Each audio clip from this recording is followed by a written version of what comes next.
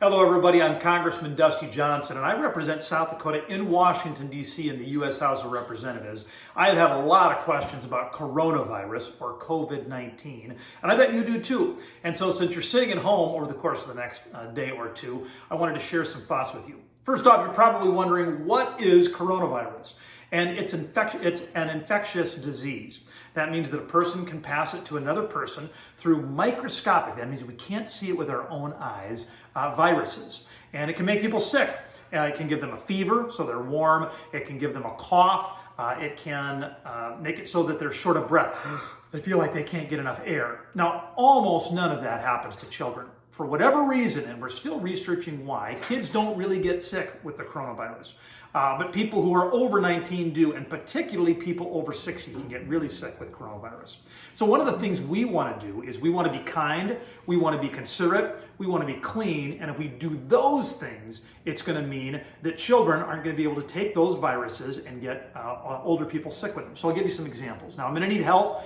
Come on in here. Everybody, now I've got 3 sons, everybody, who are students like you are. This is one of them, the youngest. Who are you? I'm Owen. And Owen, how old are you? I'm 8. Okay, and what year in school are you? What? What grade are you in? 2nd grade. 2nd grade at where? Gertie Bell Rogers. Gertie Bell Rogers Elementary here in Mitchell. And so if you cough or sneeze, Owen, how should you do it? Show us. In your armpit like this? Yeah.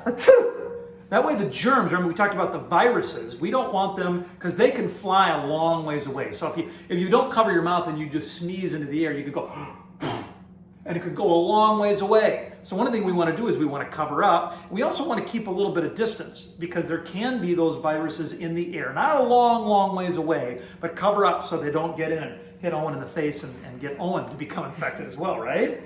Now, let's say that you do cough in your hand, or right, sneeze or cough, and you get, again, normally they'd be microscopic, but so that you can see them, we want to show you what they look like here. These are little viruses. These are coronavirus. Now, if I touch my face, they could stick there, right?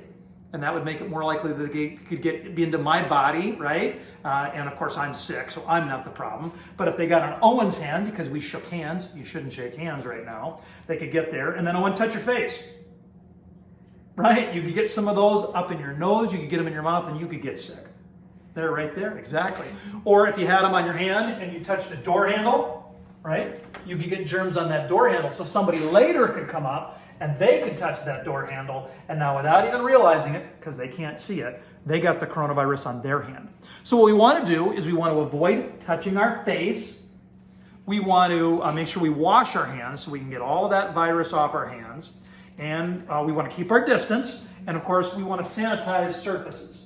So if we do that, just those easy things, now we have clean, clean, clean. And if we do that regularly throughout the day, then we're going to make it a lot easier so people don't get sick. You're probably curious if Congress, where I'm working, is doing anything. And yeah, we passed a couple of big bills to help make sure that we can get a vaccine more quickly, make sure that we have more tests, make sure that people who need food, whether that's elderly or school kids or folks who don't have a lot of money, that we make sure they get fed during this difficult time, because it is going to be a disruptive time. And I think the final thing I want to address is some of you are probably anxious. Maybe you're scared, maybe you're nervous.